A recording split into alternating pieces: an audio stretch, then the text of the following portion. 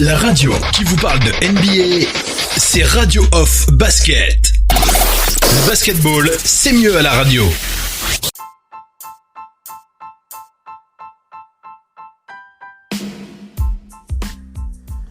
Bienvenue les amis, bienvenue, vous êtes bien sur le parquet de la Radio Off pour votre talk show de la semaine. Vous êtes dans The Big NBA Show, cette émission où on fait le point sur l'actualité de la NBA.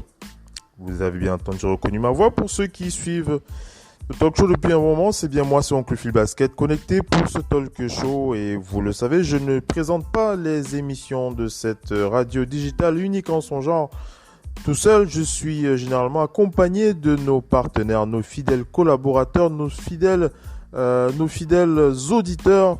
On va commencer par aller du côté de Angers. On va accueillir le Doc ONP qui est avec nous dans ce talk show. Comment vas-tu, le Doc? Oui, bonsoir tout le monde. Oui, je suis en déplacement, je suis sur Bruxelles là. J'ai essayé de me connecter pour faire un tour sur le parquet. Tu es arrivé aujourd'hui? C'est aujourd'hui que tu es arrivé? Non, depuis hier. Ah d'accord. Tu es là bas pour combien de temps? 7 jours, une semaine, donc je repars que lundi prochain, donc. Mais il y a toujours moyen de se connecter pour être sur le parquet, comme vous voulez. Bien sûr. Quel que soit l'endroit où tu seras dans le monde, il y aura toujours, à partir du moment où tu as une connexion, on est toujours très heureux de t'avoir avec nous. On a Missy qui est avec nous dans ce talk show de Big NBA Show. Comment vas-tu, Missy? Oui, ça va. On est parmi vous, hein. Et on est là et c'est l'actualité justement qui nous permet de rester là. Le sport un peu partout dans le monde s'est déplacé sur un autre terrain. On aime quand nos joueurs jouent sans se soucier de d'autres questions, mais cette pandémie a vraiment provoqué le fait qu'il y a eu une scission de la société. Les pauvres, les riches, tout ce monde-là doit vivre et c'est pas facile. Je voulais juste saluer un petit jeune homme de 22 ans, Marcus Rashford, qui est joueur de football à Manchester United, qui vient de faire plier le gouvernement anglais pour demander à ce que les repas de cantine scolaire soient maintenus pour les enfants des familles modestes. Il s'est souvenu lui-même que s'il est joueur de football aujourd'hui, c'est parce qu'il a pu justement bénéficier de cette soupe populaire dans laquelle il allait grâce à son réseau et son influence. Depuis le début du Covid, il a distribué plus de 3 millions de repas et récolté énormément d'argent. On aime aussi quand les sportifs s'engagent dans ce type d'événement. Ça prend certes beaucoup d'énergie, mais le moment est véritablement grave et on entend aussi ces mêmes sons de cloche au niveau des joueurs de la NBA qui ont énormément fait. Aujourd'hui, le débat c'est faut-il jouer, faut-il pas jouer? Je vais annoncer le programme, Missy. Vas-y, conclue. Je vais annoncer le programme, s'il te plaît. Vas-y. Non, je voulais juste dire que on s'aperçoit bien vite que le sport est peut-être en train de passer au second plan, mais est-ce que le sport peut rester au premier plan au même titre que cette crise? Bien sûr, on voudrait souhaiter qu'il le reste, mais... Voilà. Allez, je vais enchaîner. Comme ça va nous permettre d'enchaîner rapidement avec tes réflexions sur ce débat. Vous l'aurez compris avec Missy qui est chaud comme la braise, qui est prête pour le fight. Voilà, pour partager ses réflexions sur cette actualité.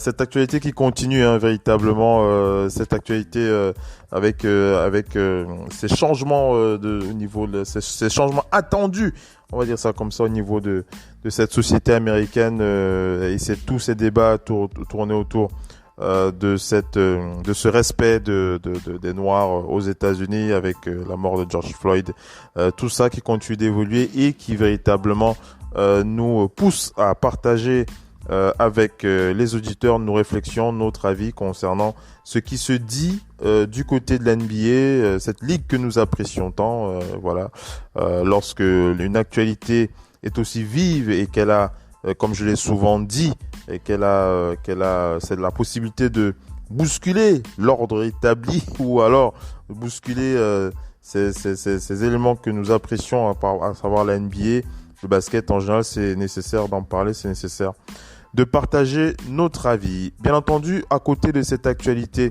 George Floyd, cette actualité, il y a bien entendu du basket, il y a de l'info basket à partager. Je crois qu'on va commencer par des informations que l'on peut digérer assez vite avant de parler, avant de donner notre avis sur le point focal de cette actualité. Vous avez compris quand vous avez écouté Missy, puisqu'il s'agit de ce débat sur l'actualité de la reprise de la saison NBA avec deux leaders véritablement qui ressortent dans ce débat, reprise ou pas reprise. Vous avez d'un côté LeBron James et de l'autre côté vous avez Kyrie Irving. Ça c'est clairement les deux figures de cette discussion.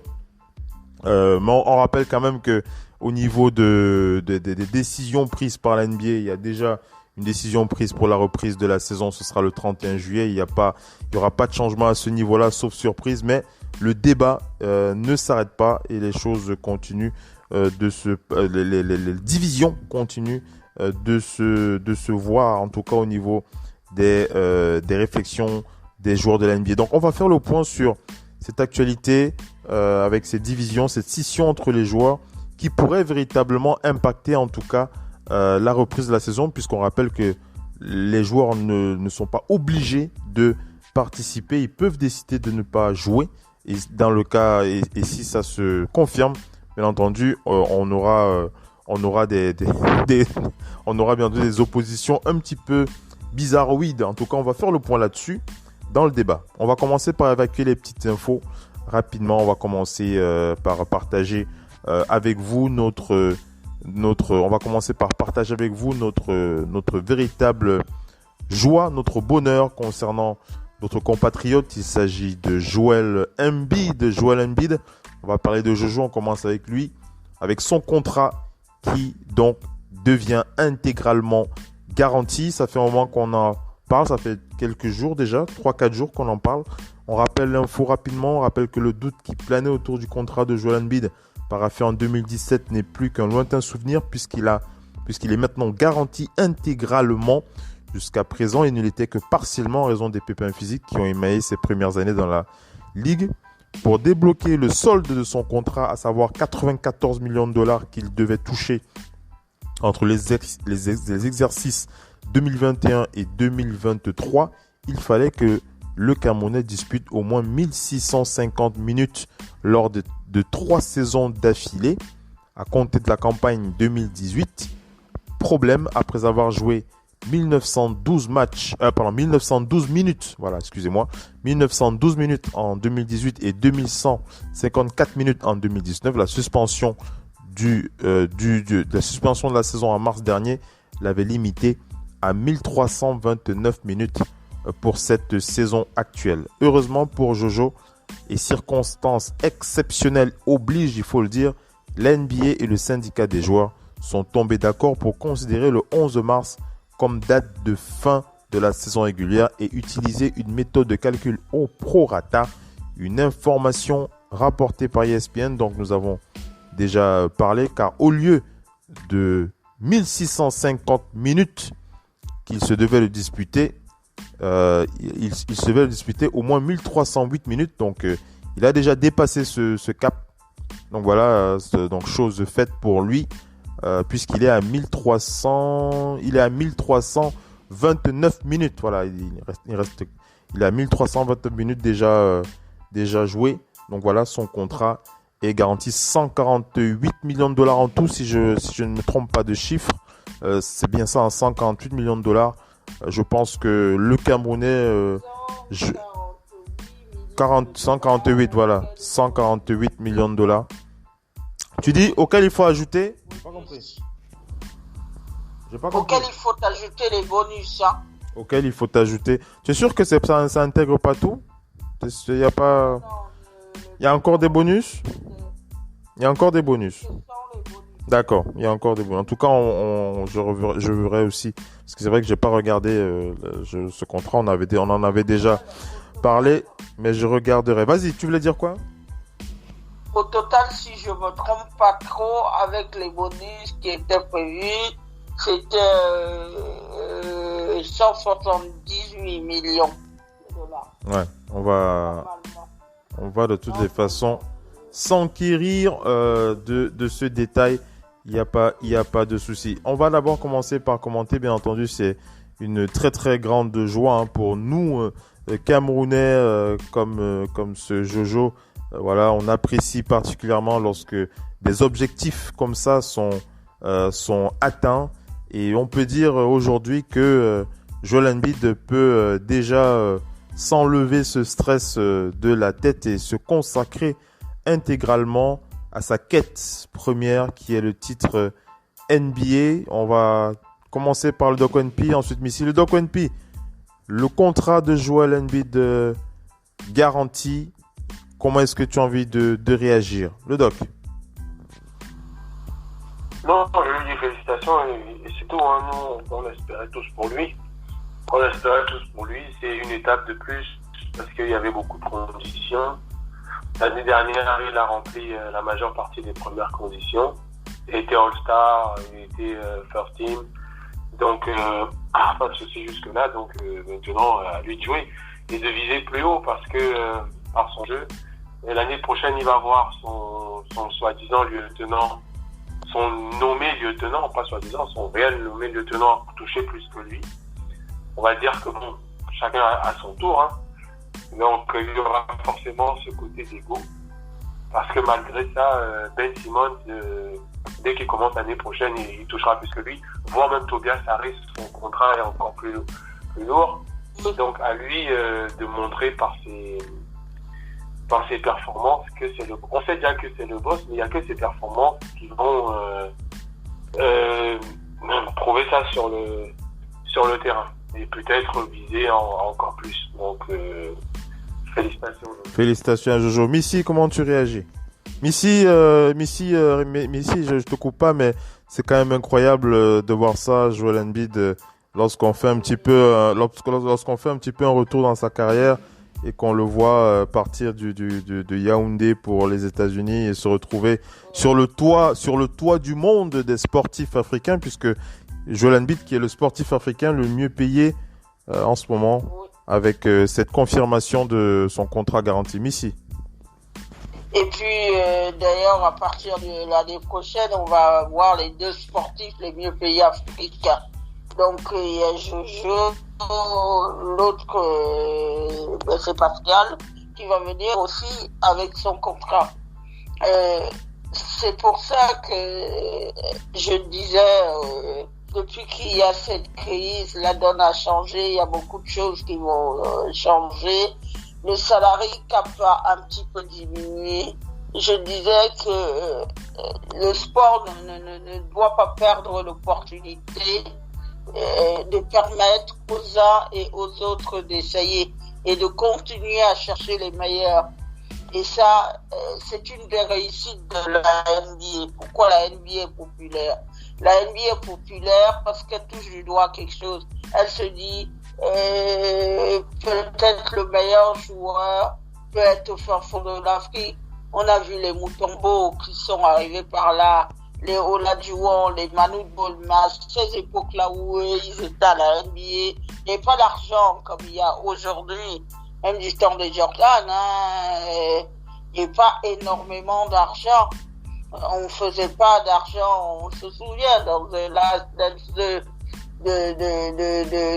l'histoire de l'argent qui empoisonne la dernière saison des Bulls quand Scottie Pippen réclame, ça part du gâteau. Joel Embiid, pour en revenir à Joel Embiid, c'est une très bonne chose. C'est un gamin qui s'est battu, on l'a cru perdu pour le basket. Il doit jamais finir aux Sixers. Parce qu'ils doivent finir à Cleveland. Mais comme il a une blessure de fatigue, au dernier moment, Cleveland hésite. Et finalement, les Sixers le prennent. Il fait 2 saisons sans jouer. Et puis, les Sixers vont miser encore plus en lui donnant 148 millions de dollars. Les gens ont dit, mais comment on peut donner une telle somme à un joueur qui a peu joué? C'est une bonne mise parce que à chaque fois que Embiid a été bien, les Sixers ont gagné. Ça, on peut le dire. Maintenant, pour lui, l'autre challenge, c'est qu'il veut son titre NBA, il veut rester dans l'histoire. Pour rester dans l'histoire, il faut un titre NBA parce que même cette saison-ci, là, qui est, comme on le sait, difficile, même si on met un astérisque sur un titre NBA comme il veut, même si on met un astérisque sur un titre NBA, vous restez dans l'histoire. Les Spurs, qui se souvient qu'en 99, il y avait le lockout. Il y a très peu de gens. Nous sommes des passionnés, donc on peut le savoir. Donc maintenant, pour lui, ça va être de se maintenir en forme et d'aller chercher toujours plus haut. La jeunesse camerounaise, elle est capable quand on lui donne cette possibilité. Il y a énormément de jeunes là qui commencent à arriver comme ça en NCAA. Tous ces jeunes-là ne finiront pas peut-être à la NBA, mais tous ces jeunes-là, ils ont comme modèle Joel Embiid, Pascal Siakam. Ils voient ce qu'il faut faire s'il faut toucher les millions de la NBA. Je parlais cet après-midi avec mon neveu pour rappeler toutes ces réalités. Moi, je donne les noms de Siakam, je donne les noms d'Embiid pour dire à mon neveu que ces gamins-là, ils n'ont pas dormi, ils ont travaillé beaucoup. C'est aussi pour nous, pour dire à la jeunesse, voilà ce qui vous attend. Quand vous parlez les Joel Embiid, ils avaient du mal au tir, il avait du mal au tir, mais il a été choisi. Pourquoi d'ailleurs les scouts de Mbamute ont expliqué que on l'a choisi parce qu'il savait à peu près tout faire sur un terrain. Eh ben Joel Embiid est un joueur dominant qui sait à peu près tout faire. Quand vous faites 2m16, vous ne prenez pas un fadeaway. Quand vous faites 2m16, vous prenez pas, certainement pas beaucoup de tirs à 3 points. Lui, il a ces possibilités-là. Il y a énormément. En tout cas, maintenant, on attend maintenant qu'il se dirige vers cet objectif, le titre NBA, Missy. Maintenant, c'est ça, maintenant. On peut dire maintenant il peut se débarrasser de ses craintes, on va dire, ce stress lié à ses performances et se concentrer sur ce titre. Oui. Et il a les moyens, il a la possibilité d'avoir ce titre. Sachant que toutes les fois où les Sixers ont joué les playoffs au cours de ces dernières années, notamment la première saison où ils perdent face à les Celtics, Joel Embiid n'a jamais été dans la grande forme encore. Il faut qu'il soit en grande forme. Le jour où il est vraiment sans blessure, il est vraiment dans la grande forme au playoff. Quand on les voit, quand ils perdent contre Toronto, on se dit ça va quand même loin. On se dit un meilleur Joel Embiid, Toronto ne passe pas. Voilà. Je le crois moi personnellement. Voilà. Après, bon. Voilà, de toutes les façons, on va pas revenir sur ce qu'on s'était dit la dernière fois concernant Joel Embiid. On attend de voir le énième nouveau Joel Embiid. On avait parlé déjà avec coach Radar Jones du côté de Boston. On va rattaquer le débat. On va rattaquer le débat. Alors je l'ai dit, cette actualité George Floyd qui continue de brûler, on va dire ça comme ça, les parquets, les micros, voilà, il faut en parler, il faut faire le point, il faut prendre position sur cette situation de la NBA. On va commencer par le doc ONP ici présent qui est là. Le doc, est-ce que tu m'entends? Le doc? Alors le doc ONP, tu es au courant de la situation, Missy aussi, deux porte-voix véritablement dans deux situations opposées. Pour cette reprise de la NBA, d'un côté on a LeBron James qui lui est pour la reprise de la saison, qui lui a déjà validé et entériné la reprise de la saison avec son ami Chris Paul, président du syndicat des joueurs, Adam Silver. L'entente est déjà actée avec le propriétaire de Walt Disney. Donc tout est déjà prêt. Attends. Tout n'est pas déjà prêt, non, mais au niveau de l'annonce officielle, on a déjà la date du 31 juillet pour la reprise de la NBA. De l'autre côté, nous avons Kyrie Irving. Kyrie Irving qui, lui, est donc contre. Kyrie Irving qui fait partie d'une coalition de joueurs. On rappelle la petite histoire, plus de 40 joueurs, certains chiffres parlent d'une centaine de joueurs se sont réunis dans une conférence téléphonique, c'était ce week-end, pour faire le point sur leurs sentiments sur la reprise de la saison. Et il se dit que plusieurs joueurs qui n'avaient pas eu la possibilité de s'exprimer au sein de la NBPA se sont donc exprimés contre la reprise de cette saison. Pour eux, ce n'est absolument pas le moment de reprendre le basket. Et dans cette coalition, on retrouve donc Dwight Howard, donc coéquipier de LeBron James. Dwight Howard, coéquipier de LeBron James. Et petit détail très très intéressant, nous avions posté un article dessus. LeBron James lui-même il avait refusé de participer à cette conférence call qui regroupait cette centaine de joueurs. Alors, il se dit, je ne sais pas si on va appeler ça des mauvaises langues ou des bonnes langues, mais il se dit que plusieurs joueurs précisent dans leurs propos que LeBron James ne souhaite véritablement reprendre la saison pour une raison simple, conserver sa legacy, puisque avec la possibilité de gagner un 4e titre, selon ce qu'il se dit, puisqu'il y a même des JM anonymes qui se sont exprimés dans les médias, qui auraient précisé que avec 4 titres plus la longue liste de performances individuelles de LeBron James, il pourrait clairement se positionner comme étant le GOAT, le meilleur joueur de l'histoire de la NBA, devant Michael Jordan. Alors ça, c'est un autre débat, mais il y a plusieurs joueurs qui précisent que LeBron James est plus égoïste et qu'il ne pense qu'à sa gueule. Voilà, il ne pense qu'à lui. Et voilà, c'est ce qu'il se dit en tout cas. De l'autre côté, on a Kyrie Irving qui, lui, et d'autres personnalités noires américaines forment une coalition pour véritablement faire bouger les lignes aux États-Unis. Donc, on va dire que le spectre du discours de Kyrie Irving va au-delà des joueurs de la NBA, puisqu'ils ont publié un texte assez fort où il ne se définit pas en tant que joueur, mais en tant que personnalité, en tant que citoyen, voilà. Ils sont véritablement remontés et contre la reprise des activités du côté de la NBA. Alors, avant de faire la passe au Doc ONP, je vais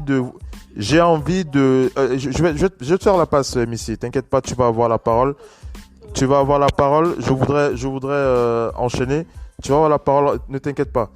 Juste un détail que je souhaitais partager avec vous. Ça concerne. Qu'est-ce que tu dis? J'ai pas compris. Non, je disais que petite précision, John Wall soutient Kyrie Irving. Oui, bon, c'est vrai que j'ai pas donné ce détail, mais c'est vrai qu'il faut préciser qu'il y a plusieurs joueurs pour et d'autres joueurs qui sont contre, puisque parmi les joueurs pour, on a aussi Patrick Beverley qui est du côté des Clippers. Lui, il est pour la reprise. Je voulais entendre Antonio Davis. Je voulais qu'on entende Antonio Davis, qui lui voudrait véritablement que LeBron James s'exprime plus, qu'il soit beaucoup plus clair dans sa prise de position pour la reprise de la NBA afin de convaincre peut-être les indécis. On va écouter Antonio Davis juste quelques minutes et après on va enchaîner avec le talk show. On va faire la passe au doc qui va donner son avis, mais c'est quand même un détail intéressant. Je vous laisse écouter Antonio Davis. At this particular point in time, we need to hear more of him because he can be a voice. He has a powerful, strong voice. He's done some powerful things in the community.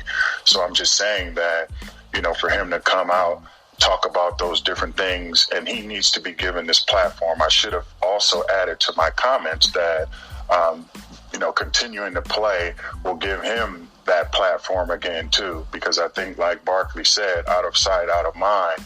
But with this platform, he can continue to talk about the things that need to be done and lead players. You know, Patrick Beverley said it right. If LeBron says something, people are going to listen. So I just want him to talk more about that. Voilà. Un extrait d'une discussion dans le média First Take to ESPN avec cet ex-joueur NBA Antonio Davis qui lui s'exprime en précisant que il souhaiterait vivement que LeBron James prenne plus position, en tout cas qu'on l'entende plus. C'est vrai qu'on n'entend pas beaucoup LeBron James, puisqu'il dit que LeBron James a cette aura qui permettrait véritablement de faire passer le message de cette communauté de joueurs pour faire bouger les lignes aux États-Unis. Donc véritablement beaucoup de prises de position. Là, je vous ai fait juste écouter une partie. On a écouté Antonio Davis, mais il y a plein de personnalités qui se sont positionnées. On écoutera d'autres extraits, mais on va écouter d'abord le Doc ONP sur cette position. Le Doc ONP, comment est-ce que tu réagis à tout ce que tu as entendu?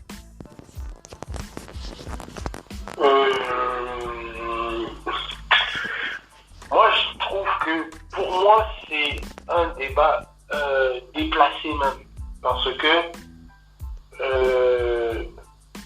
on est à un niveau où on parle de sportif, mais comme grâce aux réseaux sociaux ou bien à leur aura, ils ont une voix, on aimerait qu'ils fassent plus. Il y a deux types de joueurs. Là, j'ai repéré deux types de joueurs, d'enjeux. Il y a certains qui parlent de la situation sanitaire. Quand on me dit que la situation sanitaire n'est pas réglée, je veux bien l'entendre. Je veux bien l'entendre parce que tout ça, c'est les autorités sanitaires qui doivent dire si c'est bien ou pas dans cette période. Maintenant, quand on me dit qu'il y a un large débat sur la couleur de peau, les violences policières et tout le reste, j'ai envie de vous dire, tout simplement, parce que moi, Kyrie Irving, pour moi, il est mal placé déjà. Pour moi, dès le départ, il est mal placé. On peut tout me dire, on montre mon téléphone, j'ai débattu sur les réseaux sociaux, en anglais, en français, en espagnol, il est mal placé.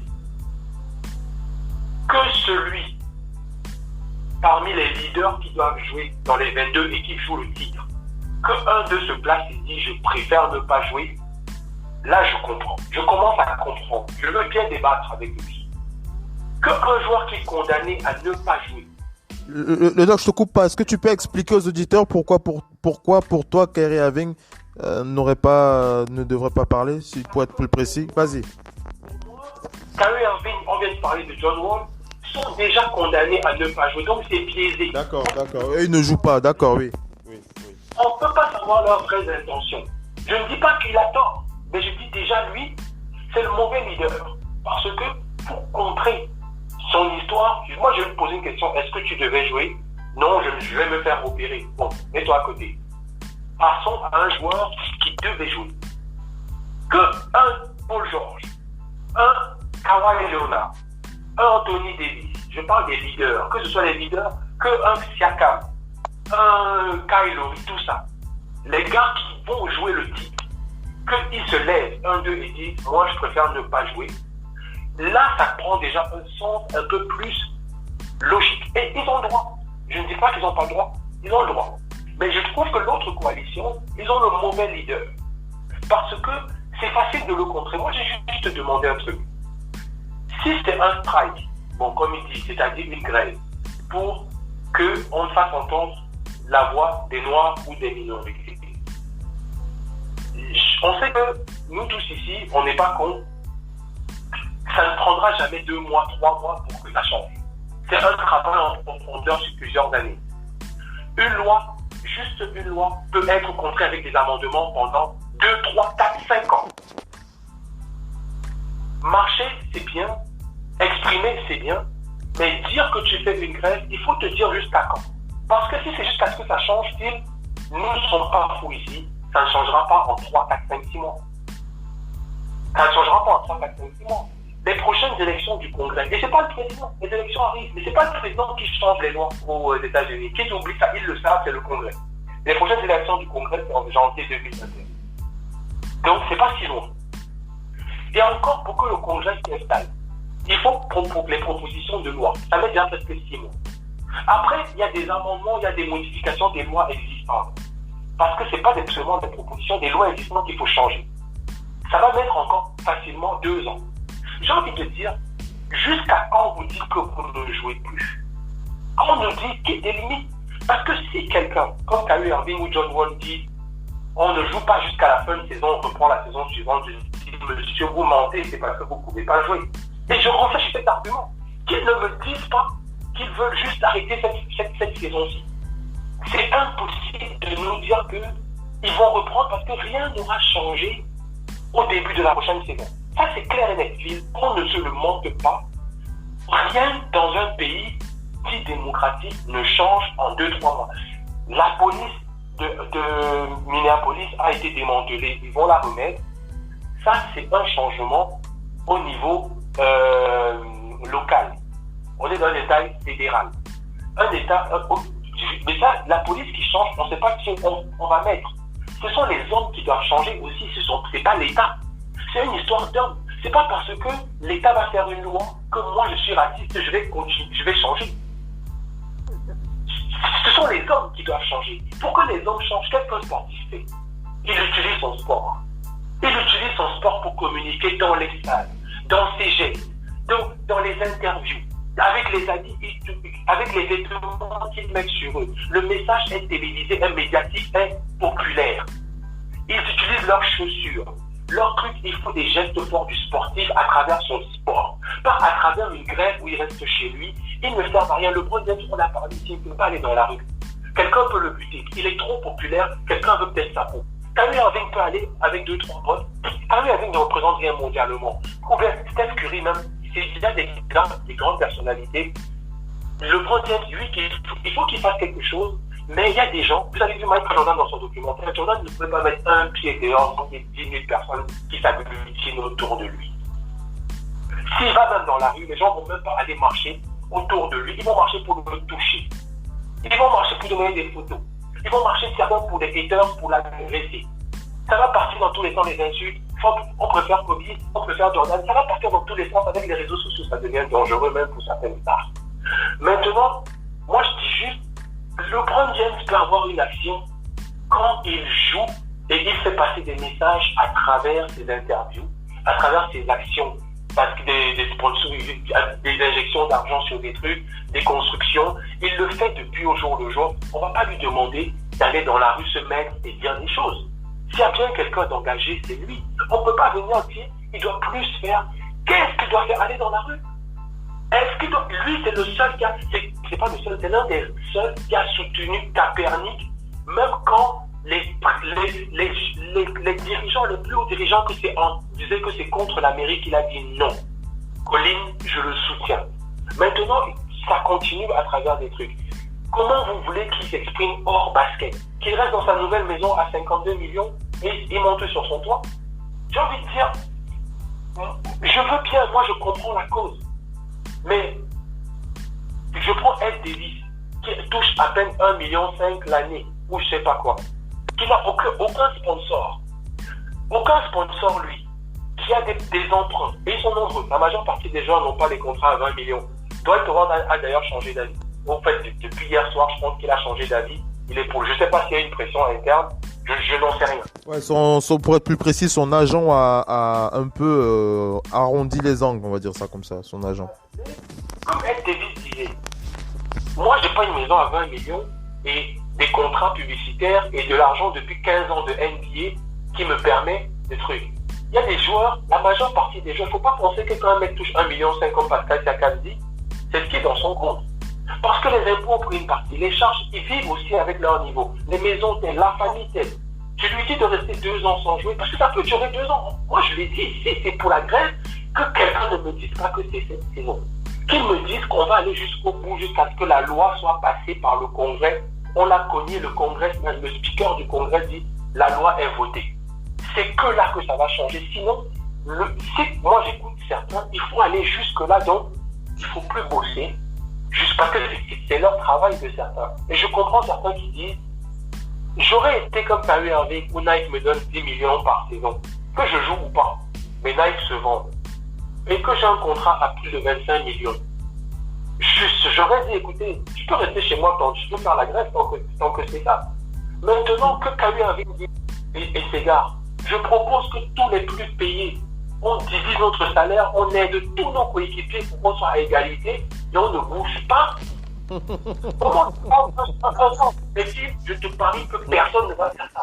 Ni Kyrie, ni John Wall qui touche 40 millions, ni personne. Je comprends le doc. Pour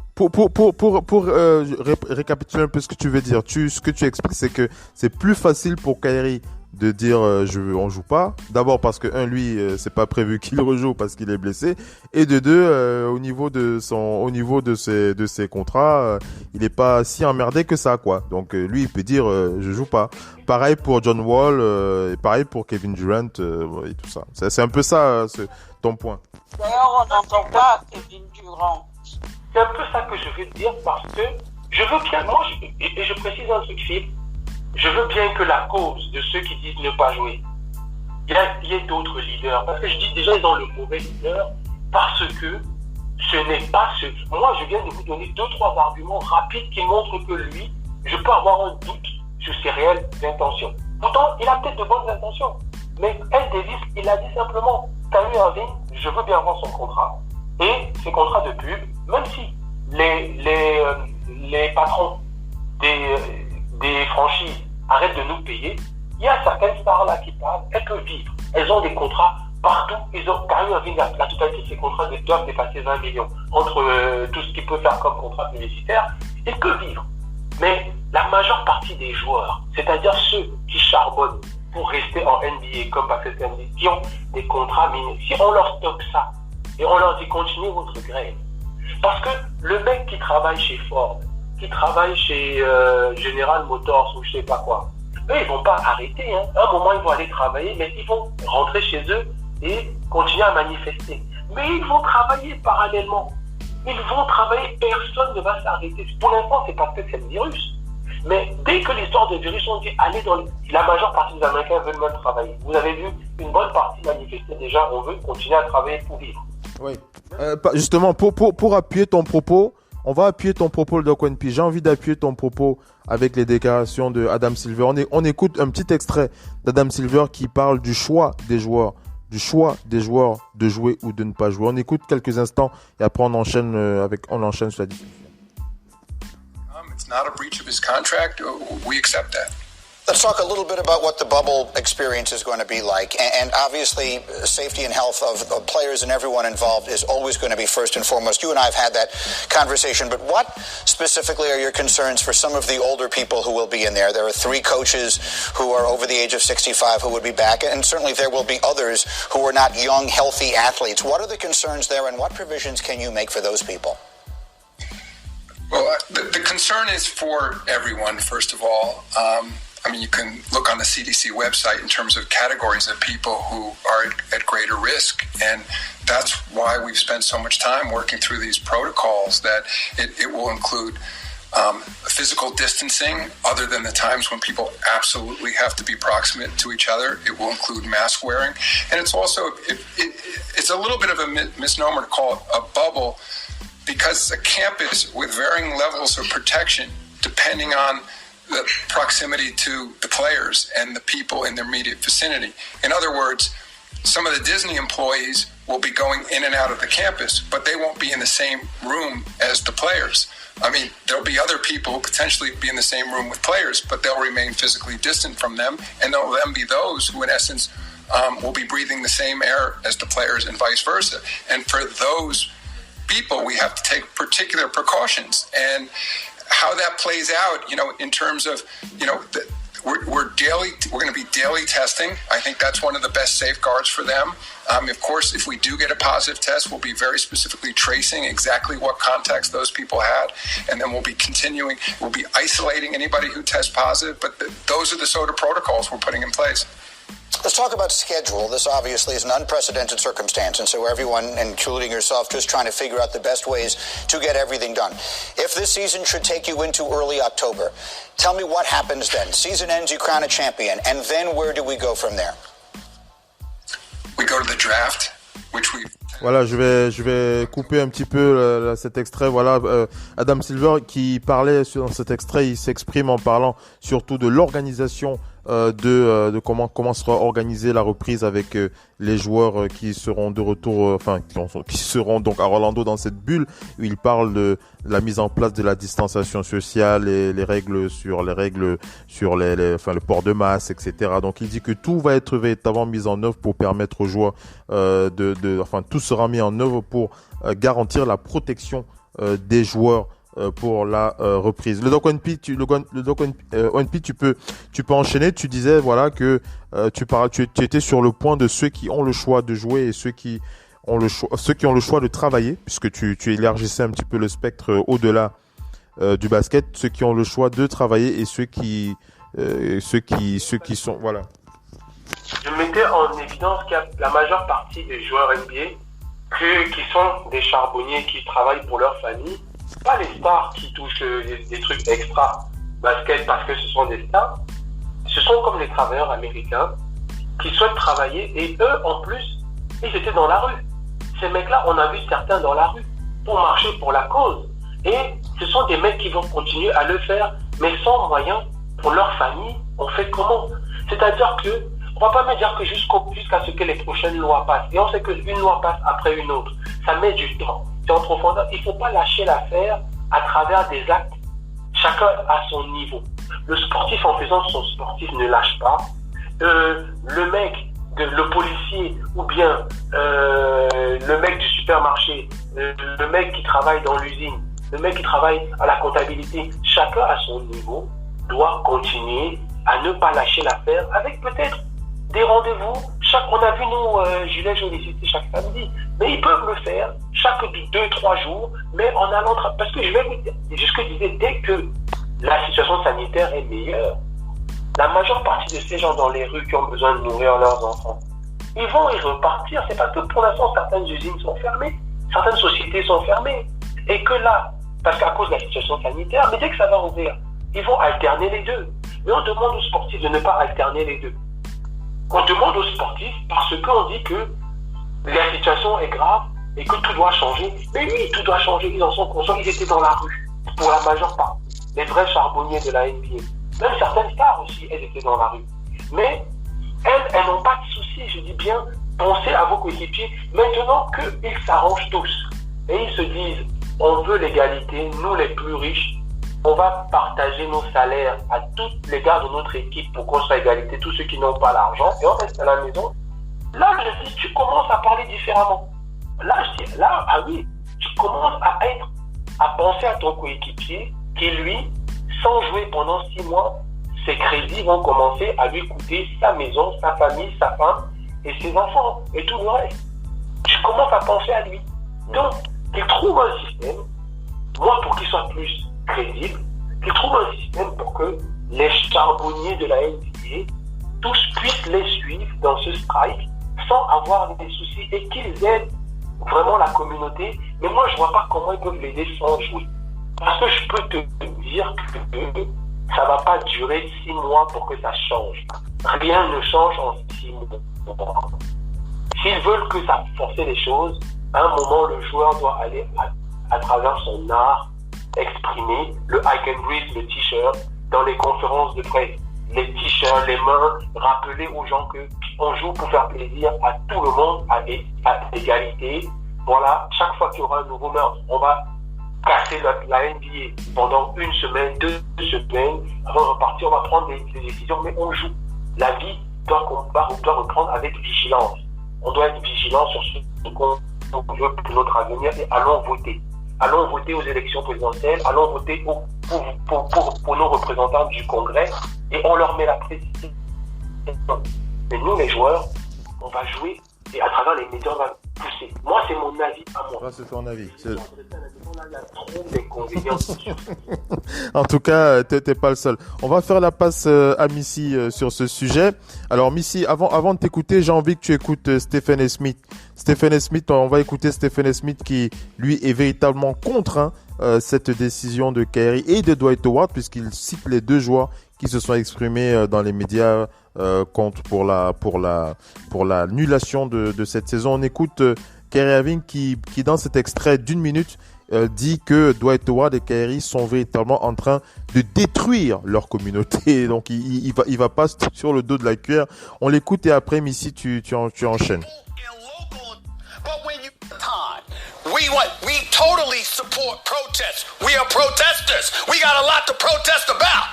But when you riot, particularly in your own community, in the past I'm talking about, why is that something that we've lamented? Because when the fire stops burning and the damage has been done, and you've done it in your own community, where do you go from there? The Detroit riots, for example, in 1967, they still have never fully recovered from that, how they ravaged their own community at that particular moment in time. I only bring that up to say this. In this regard, and I only bring that up to say this. In this regard, when you're looking at the NBA, you're not talking about the players. You're talking about the collateral effect that it has on people the sport employs, on people in local economies who feed off of that. The fact is, just something like that, canceling the NBA season, it's not just going to affect the players. It's going to affect thousands upon thousands of people, millions, if not billions of dollars for the economies. And that's going to have a ripple effect. You can't ignore that. Because that's going to affect us. Obviously, that's not about games. It's better not to riot. Voilà, on va arrêter avec cet extrait. Vous avez compris, hein, Stephen A. Smith qui rejoint le point de vue de Doc NP, puisqu'il dit que en annulant la saison NBA, ce n'est pas seulement les joueurs qui seront touchés, c'est toute cette communauté de personnes qui travaillent, toute cette petite main qui travaille dans la ligue, hein. Les petites mains, ce sont ceux qui s'occupent de l'organisation des matchs, dans les franchises, etc. Tous ces petits salaires qui vont véritablement être affectés. Et c'est pour ça que Stephen A. Smith, vous l'avez compris, il est en colère, hein. Il dit si ça arrive, c'est une destruction de cette communauté. Stephen A. Smith qui ne mâche pas ses mots, il est véritablement frontalement contre cette décision. Il dit ce n'est pas comme ça que les choses vont bouger, pour rejoindre un petit peu le point de vue du doc ONP. Missy, comment tu réagis? Moi, déjà une chose, il est temps que quand on entend tous ces gens-là bavarder, il est temps qu'on fasse un peu d'histoire.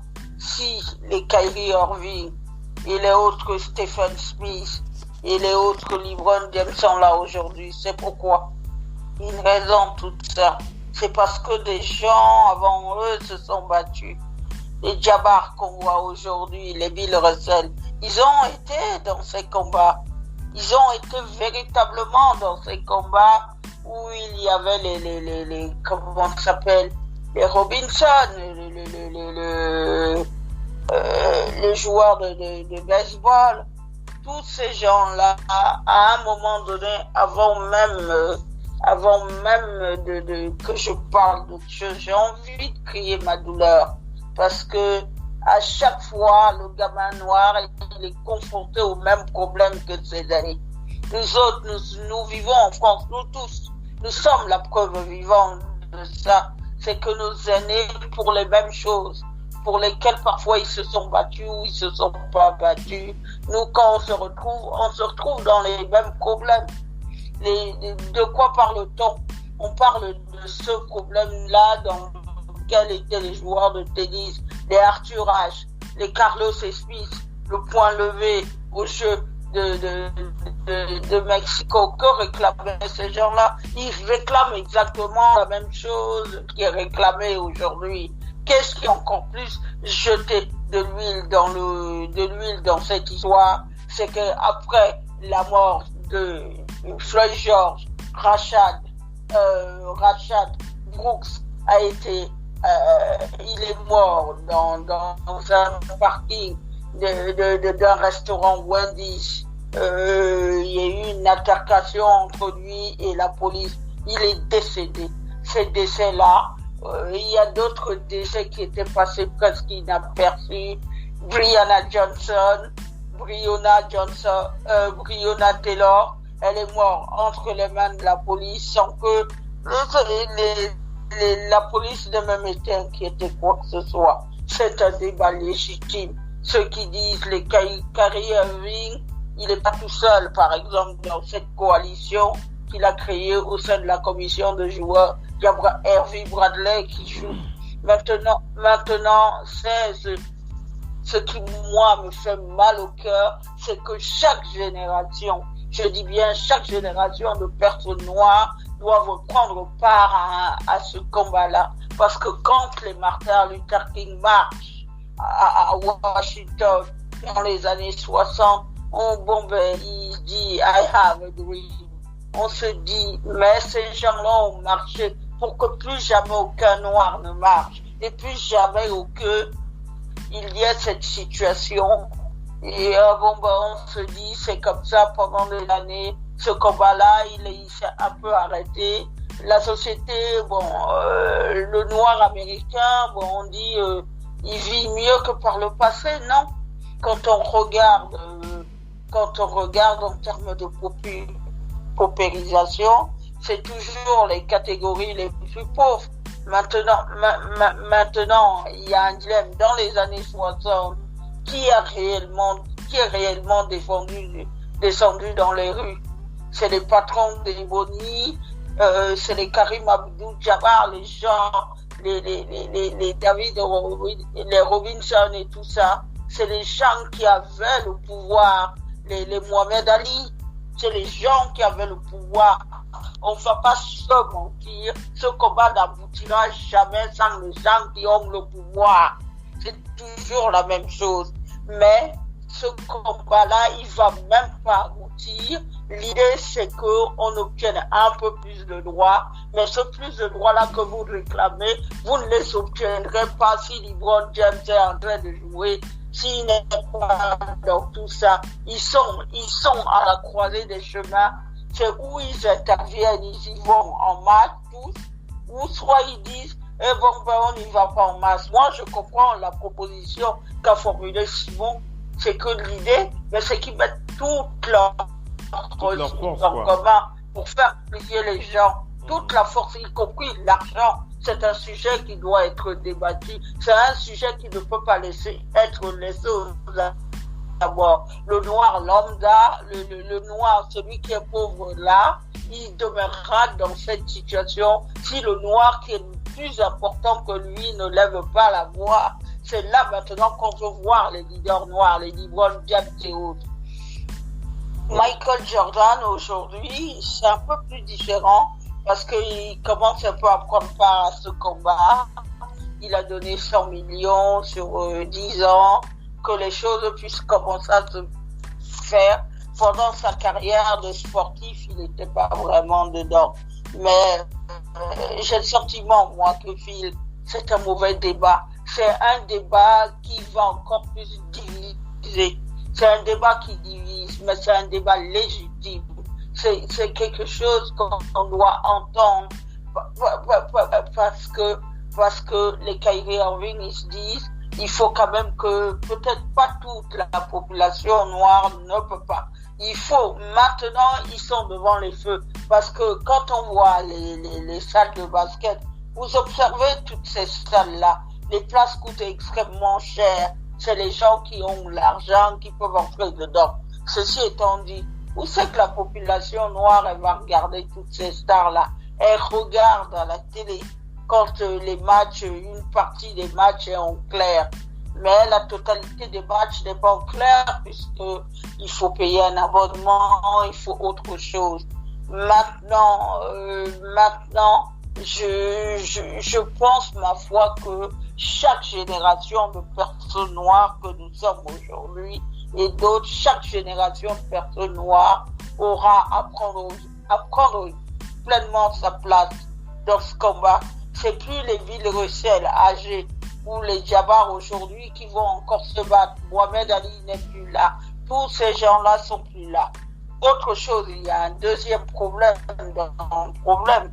C'est pas simplement, c'est compliqué d'aller jouer à Las Vegas parce que pendant 3 mois, les organismes, ils ont pas vu une salle d'entraînement, ils ont pas vu une ballon de basket quand vous êtes dans le rythme. Et il y a l'autre problème, donc il faut qu'on discute. Les jeunes joueurs, donc certains, se sont bien montrés et sont bien placés. Les Jamorant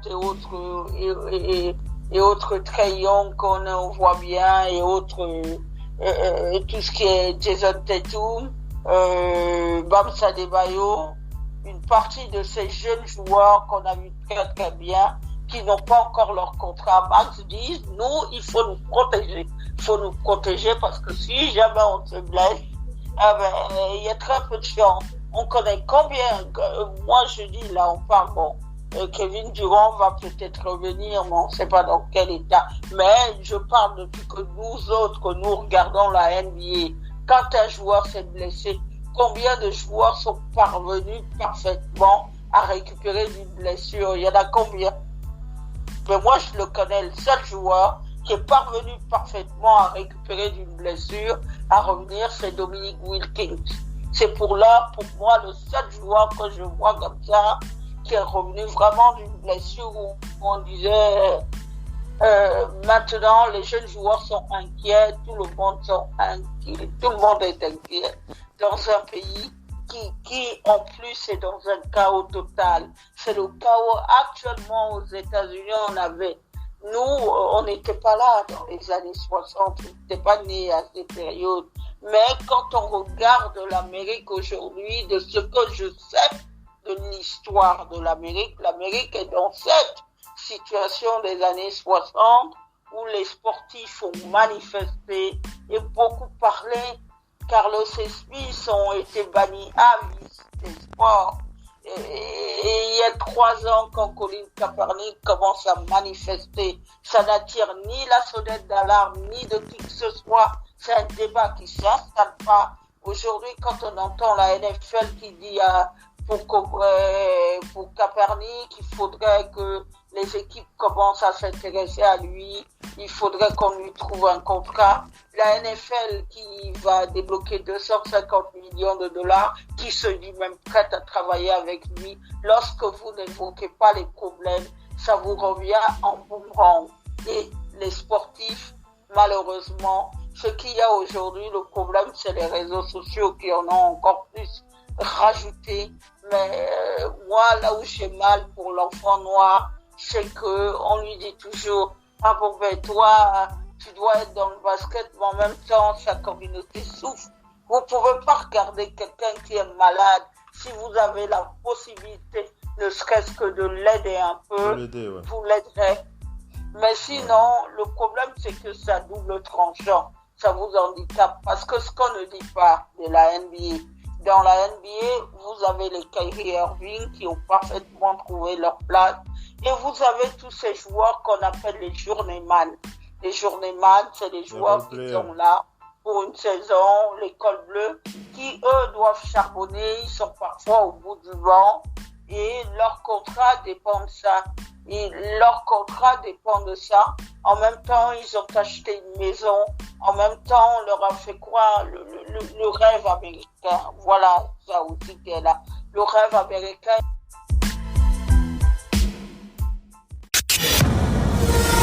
La radio qui vous parle de NBA, c'est Radio Off Basket. Le basketball, c'est mieux à la radio.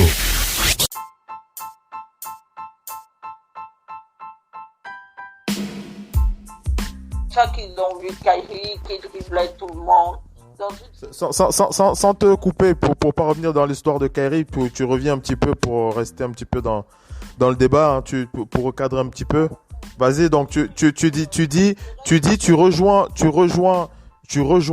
me dis, tu me corriges, hein. Tu rejoins le Doc Onpi d'une part et d'autre part, tu exprimes ta peine, hein, par rapport à la situation des Noirs en général.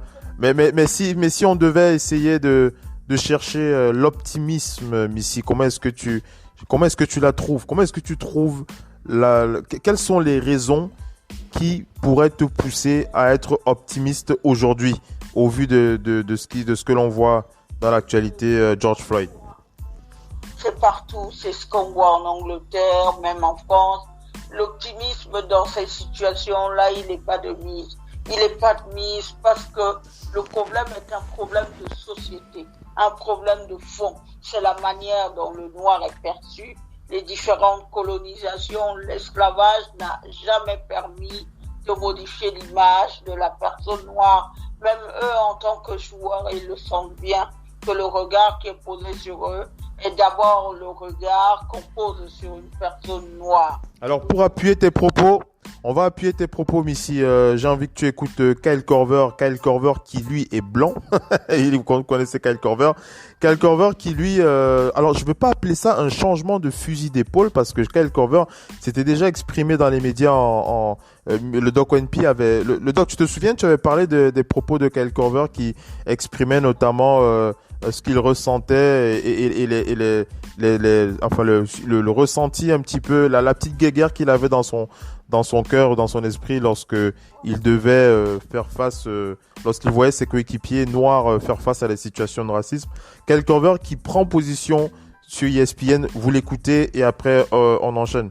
Le doc, tu es là, non? Le doc est là? Je vérifie que le doc est bien là. On écoute Kyle Korver qui dit qui s'exprime, il s'exprime avec il s'exprime sur ESPN et puis on enchaîne, il s'exprime avec Richard Jefferson. Voilà, Richard Jefferson, c'est Kyle Korver qui parle à Richard Jefferson et il s'exprime, on enchaîne après avec la suite. And what's your feeling, your pulse kind of on the situation, and what do you feel that you guys should do as a player? Yeah, it's a good question.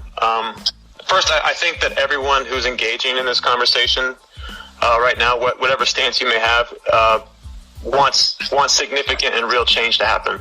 So I feel like there's been a lot of criticism towards different groups of what's right and what's wrong. And I think first we just acknowledge that there's just change needs to happen. And so whatever we choose to do, like there needs to be a plan and we need to be unified and we need to go for it, right? I think going back to what you were saying, as a white man, right, as a white athlete, like what if my black teammates and friends and brothers feel like the best way to go about real change is to not play, I stand with them. I'm okay with that, right? If we think that is the best way for change, I care more about change happening than a championship, right? On the other side, I am on a team that feels like we could win, and I have never won. And I would like to win. So is there a way to do both? I think there's a conversation there. But again, kind of go back to your saying, like I'm going to follow the lead of my black brothers and teammates on this, and I stand with them, and whatever they want to do, that's what I want to do. I want change to happen, right? And I want to be a part of that in whatever role that I can. But I am also waiting for the NBA to. I think there's an opportunity in Orlando for us to be like, hey, how can we highlight change, right? Yeah. NFL's come out with the. Voilà, je vais couper. Voilà cet extrait de la prise de position de Kyle Korver. Vous l'avez entendu. I stand with my black teammate. Kyle Korver qui lui, il est du côté de ses coéquipiers pour la suite de ce combat. Il dit si la décision est prise pour arrêter la saison, je suis du côté de cette communauté, de mes coéquipiers noirs pour arrêter de jouer. Il dit c'est plus important de changer la société que de gagner un titre NBA, même s'il a rigolé, vous l'avez entendu, il a envie de gagner un titre au moins une fois dans sa vie. Mais le plus important, c'est bien entendu ce qui se passe du côté de la société avec Kyle Korver. Et puis voilà. Missy, le doc, qui va aussi s'exprimer un petit peu. Après, on va clôturer ce show. On arrive presque à la fin. Mais Kyle Korver, Missy, ça fait plaisir d'entendre Kyle Korver dire voilà, I'm stand with my black teammate. Oui, ça fait plaisir, ça fait plaisir d'entendre tout ça. Mais ce que nous débattons aujourd'hui, c'est quelque chose qui était débattu par quelqu'un qui est des sportifs noirs très militants, comme les Arthur Ashe, comme les Wayomia Matthews, double championne, la première double championne du 100 mètres sur l'athlète. Tous ces gens-là, ils étaient là en 68. C'est des gens qui ont soutenu Carlos et Smith. Carlos et Smith, ils ont été totalement oubliés. Ce qu'ils discutaient à l'époque, c'est exactement ce qu'on discute aujourd'hui. Aujourd'hui, dire que le noir vit mieux, ça ne se vérifie pas forcément. Maintenant, ce qui est là, c'est que eux, ils sont pris entre l'enclume et le marteau. Et votre legacy, elle n'est pas simplement parce que vous gagnez des titres. Votre legacy se jouera aussi ce que vous avez fait pour les populations. Est-ce que voulez-vous le débat maintenant, c'est qui sera du bon côté de l'histoire? Et dire maintenant que il faut pas qu'on joue, c'est parce qu'on jouera que les choses changeront. Ceux qui ont continué de jouer, qui jouent depuis, les choses changent-elles? Ça c'est moins sûr. C'est toujours ce qu'on dit aux gens. On leur dit continuez de jouer parce que c'est en étant visible que vous. Mais maintenant il y a besoin de la visibilité. Il y a besoin, peut-être s'ils doivent jouer, mais d'imaginer une forme de protestation. Mais les formes de protestation risquent d'être limitées à Orlando, où on va limiter staff et personnel. Il n'y aura pas le public. Et puis, un joueur, quand vous allez jouer des matchs, vous ne voyez pas être là. C'est une bonne passe, Missy. Vas-y, enchaîne vers la conclusion parce que je vais enchaîner avec le deuxième problème avant qu'on clôture l'émission. Vas-y, conclue, s'il te plaît, conclue. Donc, non, je dis juste qu'il ne faut pas opposer les deux camps. C'est pas une décision simple à prendre ni pour l'un ou pour l'autre. On sait que les Lakers, et en plus de tant plus que cette année, les Lakers vont pouvoir rejouer à nouveau les playoffs depuis des saisons calamiteuses qu'ils ont connues. Et donc les Lakers n'ont pas envie de laisser le show se dérouler. Voilà. Enchaînons, on va conclure ce talk show. Je voulais véritablement qu'on donne notre point de vue sur ce débat, cette actualité avec ces mouvements pour faire bouger les lignes du côté des États-Unis. Mais il y a un deuxième problème. La NBA, Dame Sylve, véritablement, lorsqu'il sortira de tout ça, je pense qu'il faudra véritablement lui donner une médaille pour être sorti de tous ces problèmes, puisque en plus de ces problèmes concernant les avancements, concernant les attentes sur l'évolution sur l'évolution de la prise en compte des problèmes sociétals du côté des États-Unis, il y a le problème de la peur du coronavirus qui est encore vivace chez beaucoup de joueurs. Beaucoup de joueurs ne veulent pas rejoindre la bulle à Orlando parce qu'ils craignent d'être contaminés. Le premier, c'est Damian Lillard des Blazers. On va écouter Damian Lillard quelques minutes, moins d'une minute. Après, on va enchaîner Damian Lillard qui explique un petit peu, qui donne un petit peu son sentiment par rapport à cette bulle. Il parle aussi un petit peu des protestations du côté des États-Unis. On écoute Damian Lillard. Après, on enchaîne avec la suite de l'émission. Best players in the NBA and one of the most interesting people to talk to from the Portland Trailblazers. And Dame, thank you for jumping in. And I love the opportunity to have the two of you here together. I know you were able to hear a lot of what the commissioner was saying. What are your thoughts on this notion of returning during this extraordinary time in American culture? I think two things. I think, first of all, with the pandemic that we've been in over, the course of a few months, I think basketball would have been great for that, or will be great for that, because it'll be us getting back to somewhat normalcy, of having our athletes on TV playing, doing what we do, like you said. But I think as far as the racial injustice, I think that's where a lot of the struggle is for a lot of athletes. I think our league is made up of so many majority African-American players, and a lot of our hearts are with our people. Our mind is with our people, and we feel like we should be a part of that. We should be a part of that fight. And that's where the struggle is. I think that's where you're hearing a lot of guys kind of coming out saying, maybe we should be focused on that instead of worrying about, going back and jumping into the season. But then I think on the other hand, I can only speak for myself, but I think, it goes for other guys as well. We are the financial support for our families and for a lot of our community. We bring a lot of that financial responsibility to support, black businesses and black communities. So it makes a lot of sense for us from that standpoint. But I think a lot of guys in the league have a point. I think Kyrie and Dwight have a point. So I understand it all. What impact do you hope that the protests there and across the country are having on people? I hope that it has a sort of impact where people realize that the black community has had enough. When I went and protested, it was thousands and thousands of people, and about half of them, or maybe a little bit less than half of them, were white people. And I think that type of support and that type of pressure being applied, can only cause change.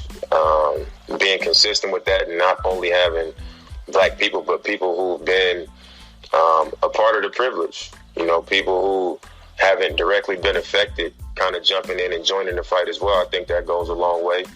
And I think you've seen that, because it's not only black people, it's white people, it's not only the United States, it's been other countries participating actively and consistently. So I think when you have that type of unity, it applies pressure and almost forces you to bring some type of change. Basketball is obviously a sport where social distancing is not an option. How comfortable are you with the idea of playing? How comfortable are you that you will be safe and your teammates and everyone else involved will be safe and healthy going back to play? I'm not really sure. I don't feel 100% comfortable. But, it's a risk that I'm willing to take. Like I mentioned earlier, this is what we do. This is our job. And this is how we take care of our families. And also, like I mentioned earlier, it's my way of providing for communities and impacting my community. So to play the game I love, to resume the season, I guess it's a risk that I'm willing to take. And Dame, considering all the things that have happened and are happening, considering the long layoff and the pandemic in which we're all living, and all the elements of social justice and racial inequality that have come to the forefront in ways that have not happened in my lifetime and maybe never before, what will it mean to you to go back and play? What will playing basketball mean to you in a way that maybe it would have been different than it ever was before? I'm not sure. Like you said, it's something that none of us have experienced in our lifetime. The world literally shut down. I don't know if that's ever happened or when was the last time it did, if it has happened.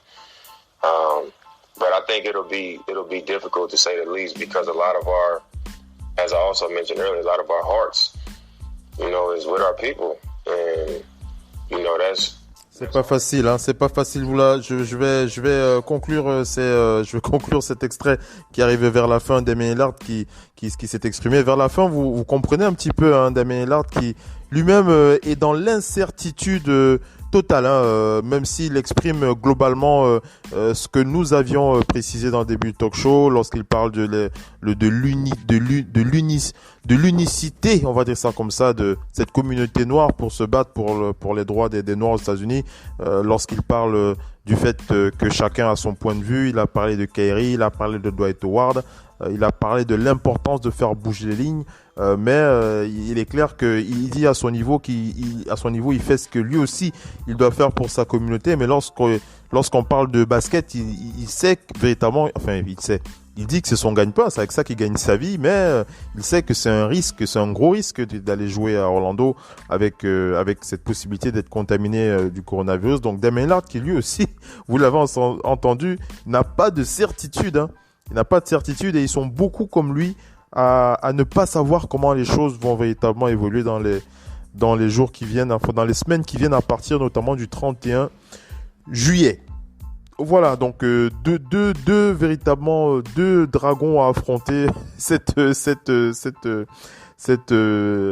situation sociale avec la mort de George Floyd et ce coronavirus. Véritablement, je le dis, hein, quand Adam Silver sortira de là, s'il veut prendre des vacances, je crois qu'il y aura personne pour lui dire non. On va clôturer cette émission. Vous avez entendu Damien Lillard, un dernier mot là-dessus. Le Doc Onpi, après Monsieur Doc Onpi, tu as entendu Damien Lillard, un dernier mot. Comment est-ce que tu as envie de réagir et après on clôture le show? Oui, comme je le disais en début de ma première intervention, c'est dire que quelqu'un ait des doutes sur le problème sanitaire. Là, c'est légitime. Là, moi-même, c'est la première question que je me pose. Moi, sur leur retour, parce que vous avez compris, mon avis, j'ai envie qu'ils aident la communauté en jouant, en exprimant leur soutien par le jeu, dans les messages à travers le jeu. Mais si c'est au risque de tomber malade, là, ça n'en vaut pas le coup. Ouais. Parce que la santé et que eux, s'ils tombent malades, tous ces gens, comme Stéphane... C'est ce qu'il dit Damien Lillard d'ailleurs. Tous ces gens, mais oui, ça peut repartir. Tous ces gens-là, on voit bien qu'on interdit le public, on va tester des gens. Mais alors, il y a toujours une fuite. Maintenant, il faut savoir quels sont les gens qui seront habilités ou pas. Mais vous savez bien qu'il faut une quarantaine, il y a un temps aussi de latence entre les 14 jours, 20 jours. Quelqu'un peut arriver, il ne l'a pas, mais en fait, il a déjà, on ne sait pas trop. Le virus est un peu complexe, ça mute, on ne sait pas, blabla. Donc, qu'ils soient sûrs qu'ils mettent tout en œuvre pour que ceux qui sont autour de cet événement soient tous sains. Mais qu'un joueur ait un doute dessus, c'est légitime. C'est vraiment légitime. Et j'espère que là, les autorités, parce que la NBA, c'est quand même une grande...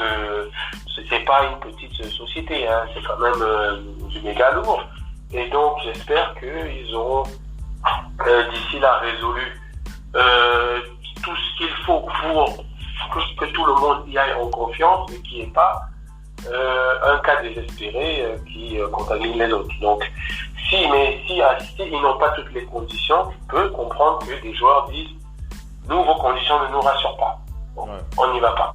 Ouais. Encore toutes ces incertitudes et vivement bon courage pour la suite. Missy, un dernier mot pour ce talk show. Tu as écouté Damien Lillard, on va clôturer l'émission. C'est pour la suite. On a bien écouté Damien Lillard. Et en plus, l'État de Floride, c'est un État qui n'inspire aucune confiance. Parce que c'est dans cet État où on a vu les fêtes. Il n'y avait pas de distanciation sociale. Les gens allaient à la plage, on organisait des fêtes, il y avait le spring break, il y a tout ça. Donc cet État, c'est pas un État véritablement, mais bon, ils seront à l'abri. Mais c'est pas le seul problème qui guette la NBA. L'autre problème, c'est ce que j'évoquais avec tous ces jeunes joueurs qui ont dit, nous, ça fait plus de 3 mois sans activité physique, on n'a pas envie de se blesser. Ils guettent aussi d'autres problèmes. Ça veut dire que l'organisme, on va demander à l'organisme, certes il va y avoir des entraînements, mais votre organisme, il ne reprend pas un rythme de compétition comme est la NBA aujourd'hui. Bref, pour cette reprise, il y a beaucoup de problèmes. Et donc, la situation sociale n'est pas le seul. Il y a bien évidemment le problème lié au Covid, mais il y a le problème lié à l'absence. On a revu cette semaine Luka Doncic en train de refaire de l'exercice physique. Ouais. Il n'est pas en forme pour jouer. Et donc la blessure, elle est vite. Moi, je l'ai vu, de ce que j'ai vu de lui, bien sûr. C'était pas rassurant. C'était pas rassurant. Et il n'est pas en forme. C'était pas rassurant. Ok. Il n'est pas en forme. Ok, Missy. On va voir, comme on dit, plus le temps va s'approcher. C'est la même chose aujourd'hui. L'US Open, qui doit se tenir en septembre à New York, est exactement dans le même cas. Voilà. Avec ces mesures qu'on doit prendre. Comme disaient les Américains, wait and see. Voilà, Missy. on est arrivé à la fin de ce talk show, vous l'aurez compris. Il fallait véritablement qu'on fasse aussi le point sur Radio Off Basket. On n'a pas encore bouclé la boucle, ça c'est certain. Il y aura encore des choses à dire, ça c'est certain. Sur cette actualité, George Floyd, on reviendra certainement dessus. Mais en tout cas, c'était important de suivre l'actualité sur le parquet de la Radio Off comme on le fait à notre habitude. On va remercier les panélistes, on va remercier le doc qui est du côté de la Belgique. Tu es à Bruxelles ou tu es à Liège ou Bruxelles, tu es où là? Oui, Bruxelles, Anderlecht. Du côté d'Anderlecht, le Doc OneP, merci d'avoir été connecté avec nous. C'était un plaisir. On se dit à la prochaine, le Doc OneP sur le parquet de la Radio. Ok, merci beaucoup. Très bon. Et protège-toi bien, le Doc OneP. Voilà, protège-toi bien, le Doc OneP, pendant ton séjour du côté d'Anderlecht. Missy, merci d'avoir été connecté avec nous. C'est du côté de Paris. Merci. C'était un plaisir. Et on se dit à la prochaine sur les parquets de la Radio. Et je voulais juste adresser force et courage à tous mes gens, mamie Esther, qui se battent contre le cancer et qui sont en phase terminale là.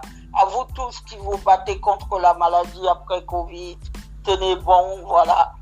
Voilà, merci Missy pour cette pensée, beaucoup de courage à toi et aussi aux membres de ta famille, beaucoup de courage.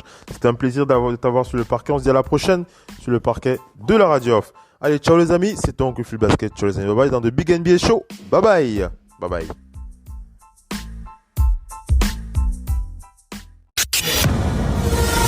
La radio qui vous parle de NBA, c'est Radio Off Basket. Le basketball, c'est mieux à la radio.